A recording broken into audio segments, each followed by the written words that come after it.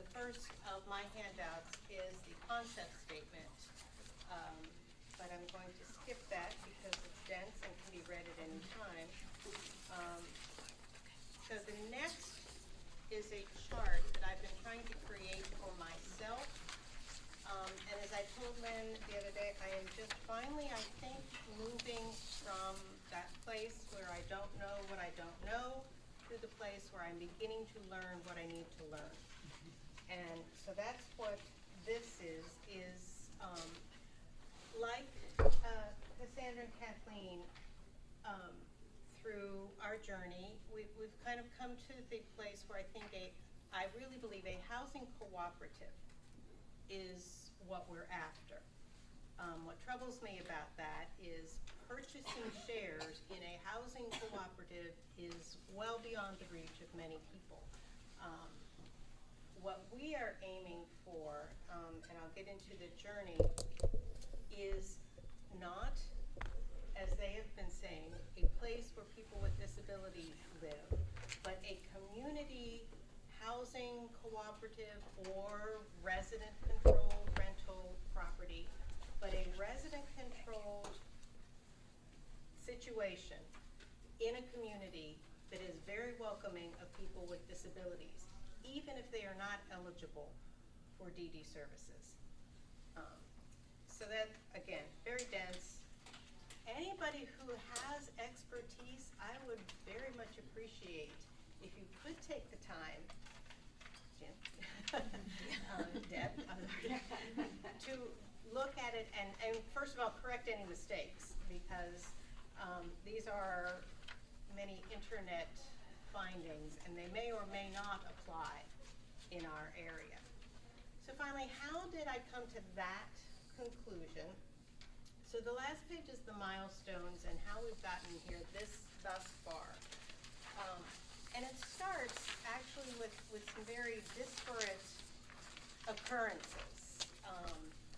In 2006, and I was completely uninvolved at that point, Impact Autism was started. And that started as a local, sort of a fundraising group that then disseminated their funds to other autism-specific organizations, the Autism Society, Kelly O'Leary Center, and other places.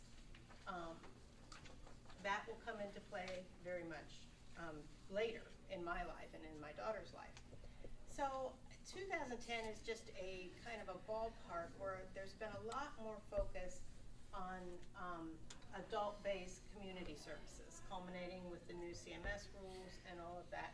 But also, the prevalence of autism is driving a lot of this, because the upsurge in the number of people with autism and DD, but it's being driven by autism, those children are now aging into adulthood. And 2010 was about the time that swing really started. So there had to be more services and more availability.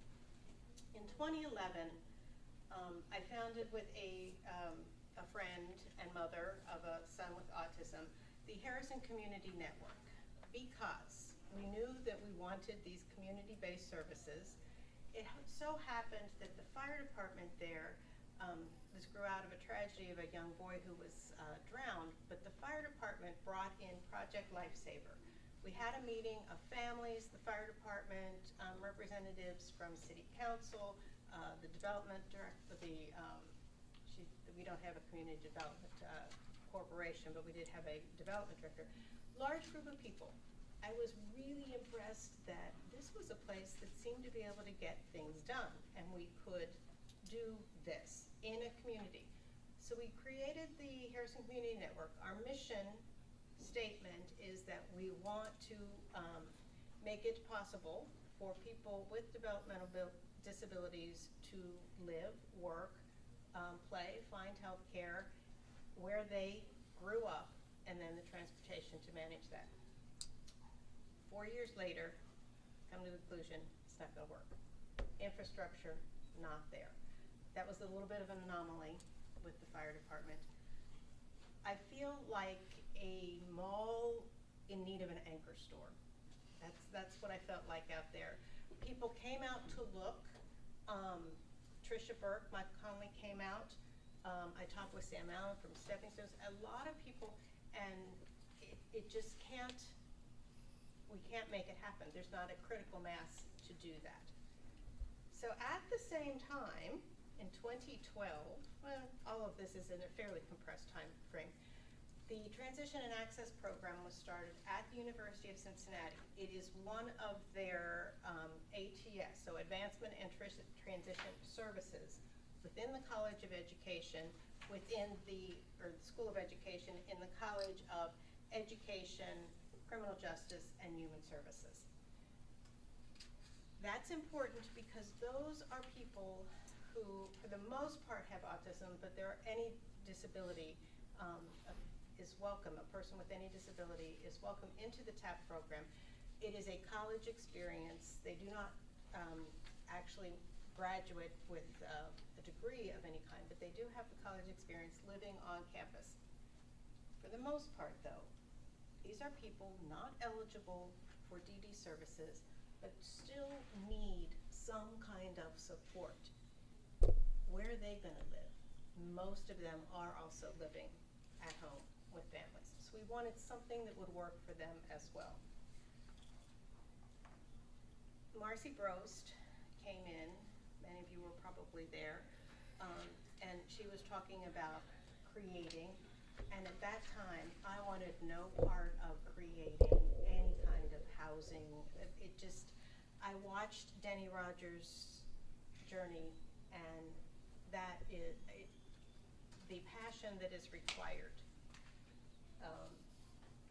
If we make it 20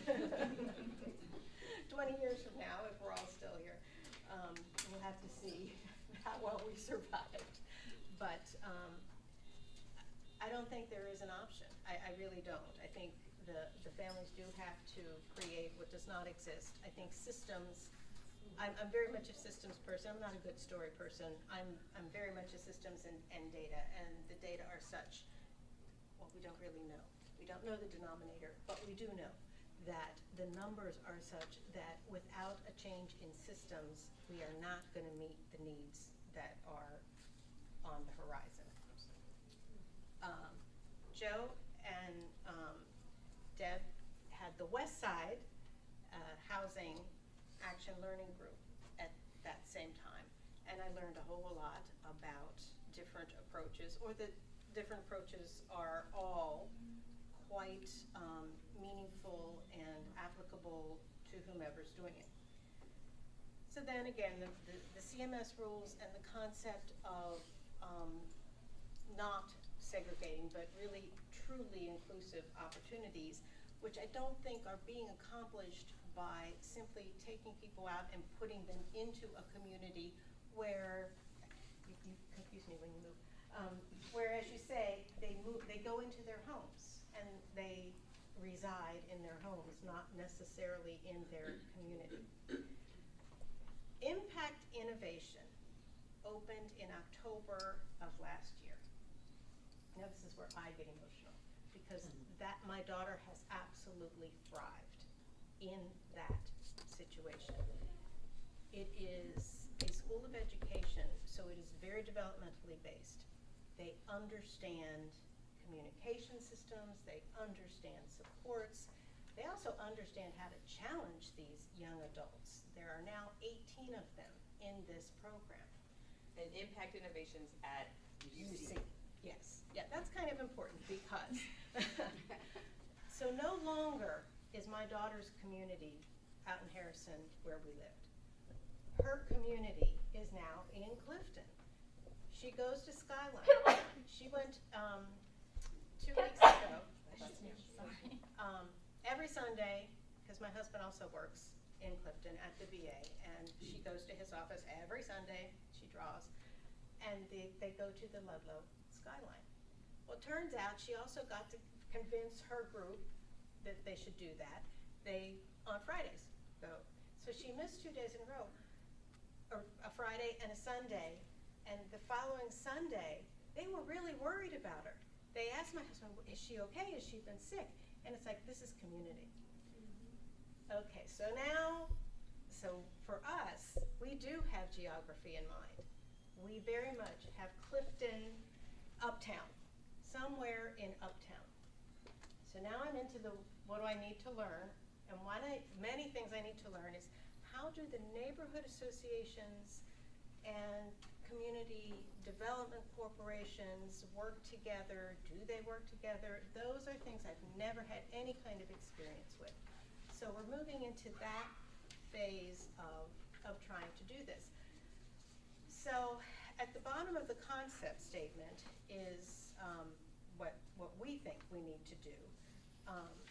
And we need to answer the questions. I need to find somebody who can answer those questions.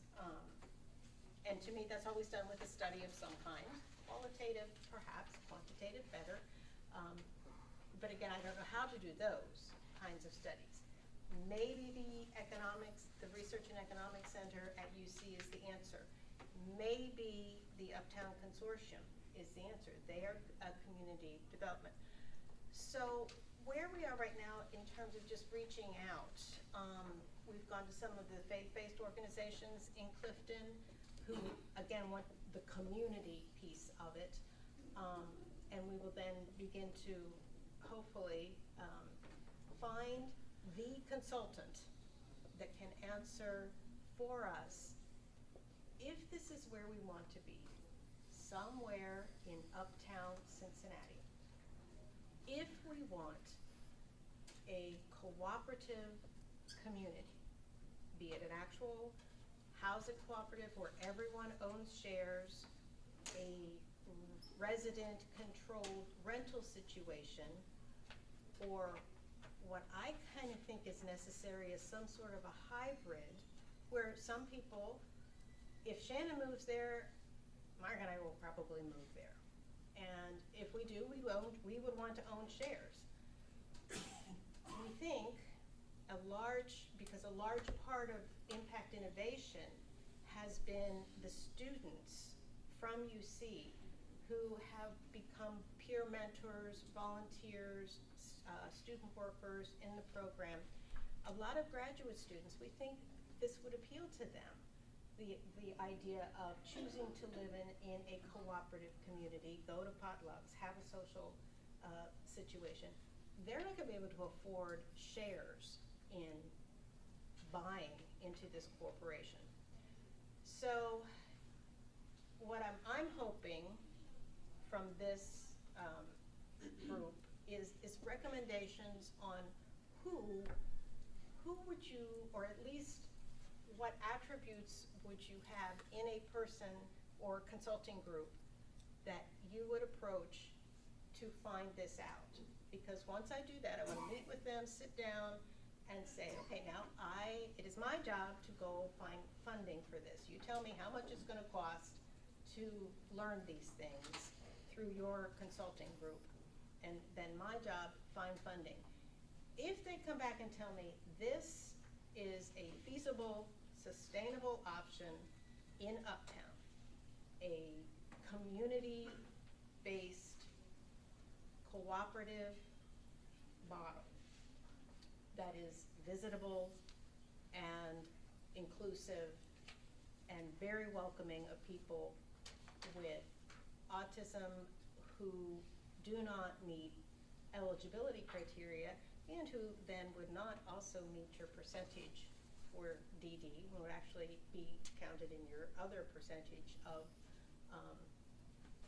in the community-based renters.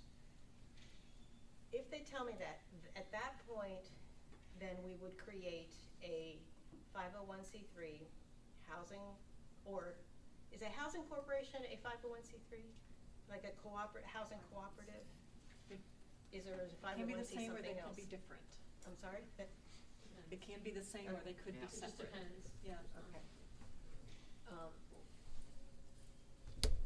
And then, from then, because that's at the point where we begin to the really nitty-gritty of what kind of bylaws would you actually be able to write. And that's where all these other communities and what they have and haven't found to be successful, I think, are so critical. Because there are many many things we're gonna learn the hard way. We won't have to learn everything the hard way. So,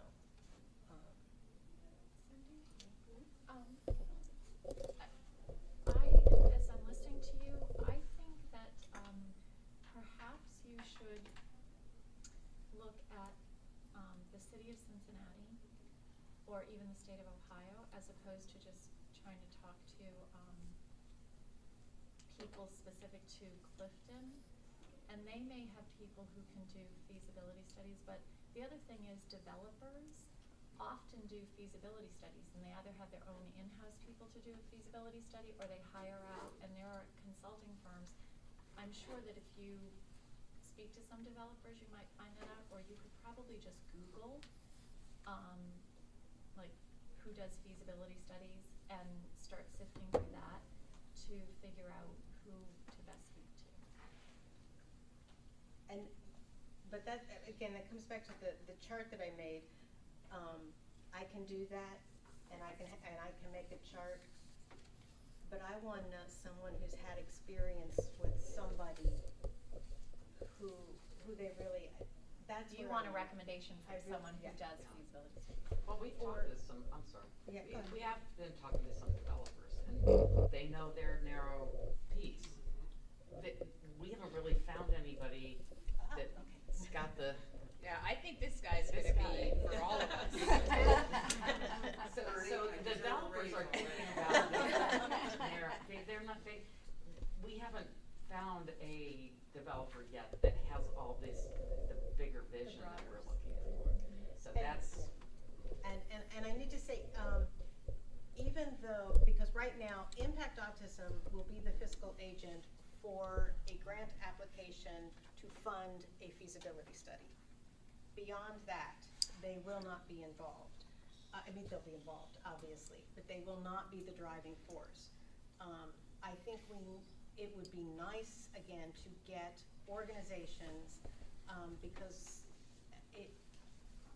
it was daunting and frustrating to be simply families trying to build something in Harrison without the organizational infrastructure of large, well-established groups. There, I know one consideration is, do we get lost in UC? Possible and necessary to, we certainly want UC at the table. We do not want to be part of the UC brand. The folks that are working through Impact Innovation are doing a lot of work on campus. They're doing volunteer and some small amount of work off campus, close, around Clifton. When they are able to replicate the actual Impact Innovation model,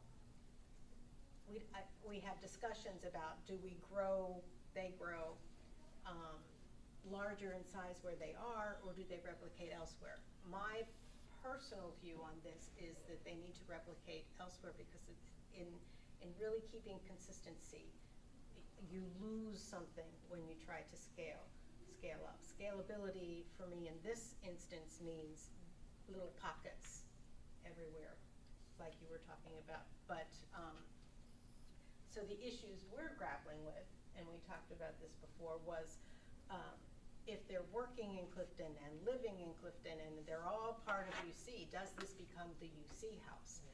And we need to avoid those sorts of things. So there are, as with Kathleen, Cassandra, there are many, many, many things that we need to think through.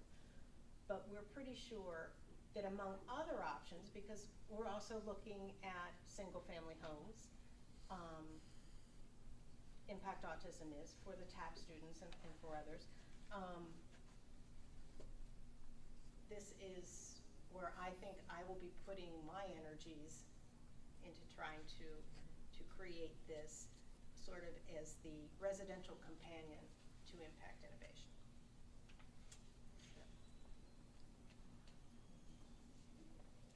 And since I'm gonna have to leave early, I need a card. I think Heather has a comment. And I know you said you didn't want to get lost in the UC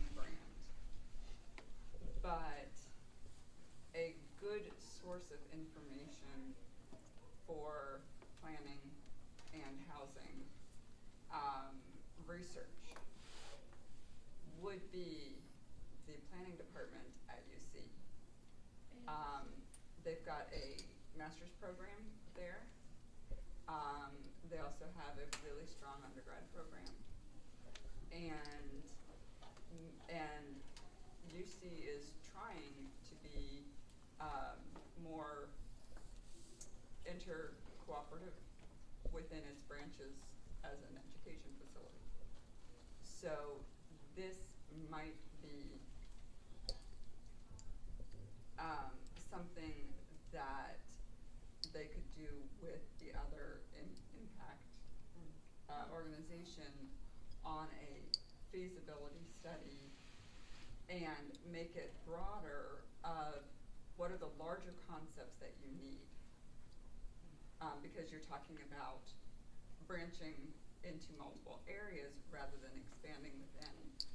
So this is something that an undergrad class could take on before you pay for a really big project.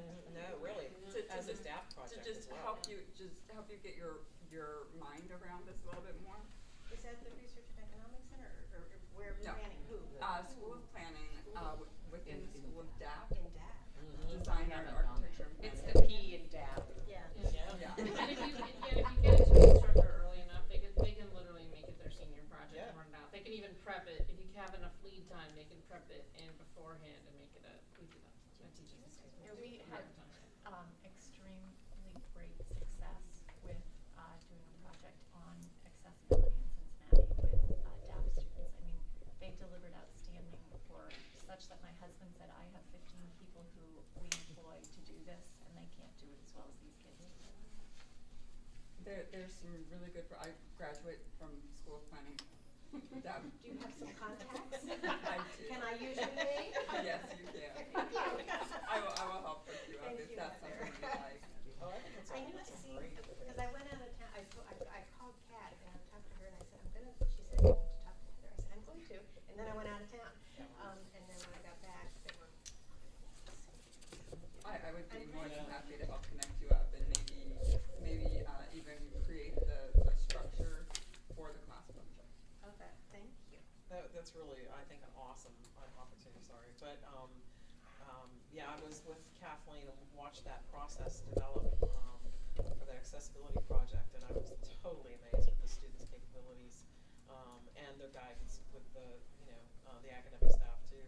And also, because you're already talking about the TAP students, where do we go from here? It fits naturally with how transition works, so it'd be great. Another thought I had, again at UC, is the Gehring Center. It lives at the School of Business, the Lindner School of Business, and its mission is to help family businesses succeed. And what you're really talking about here is a family business, even if it turns out to be a nonprofit. They also, like DAP, have business students that need projects. I don't know We've what actually else. worked with I have some of too. them They're great. for other aspects of our project, but not on this in particular. I did a mediation seminar for some of their students, problem solving that doesn't involve fisticuffs. And it was just, I was very impressed, very impressed. And when I say we are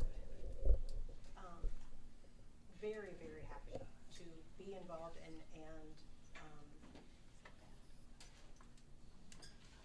I don't want to say make use of, because that take advantage of the great opportunities. When and if and when this becomes an entity, and this was something actually that Kathleen pointed out to me, because we kept saying we're targeting these students from the TAP program, and we're targeting these students from the innovation, and we're targeting the graduate students who go to UC and other, that it would become the UC place. Now, and I'm not sure yet, because we even talked about the UC retirees want to build a village up there too. I'm not 100% sure one way or the other that that would or would not be a good thing. Would Right, it I mean, be it may not be such a bad thing, Right, it right. just It just depends on could how be, it's defined. Yeah. yeah. And following a study, we might know a little bit more. What UC brings to the table, I think, for us and what we're after right now far outweighs any worries I have right now about branding. So specifically, the NEHUP Urban Studio is a unique interdisciplinary academic initiative. So they would literally bring in both the Gerhardt? Hearing. Yeah. And the I'm bad with terminology names. Innovation. The innovation. Because they're out of DAP, it's DAP students, but interdisciplinary, they can, that's what they do is interdisciplinary around planning. So you've got the planning students that can research community layout and design and benefits of that. You've got the economic students that can, what are the economics needed for this? And then you've got the innovative branch to what does that group need out of this? It's the perfect interdisciplinary project. I will email you to get names. Okay. Thank you. Cindy, thank you. One of the things I want to do before our time runs out is give Ted and Ernie a chance to just say to all of us whatever's crossed your mind as you've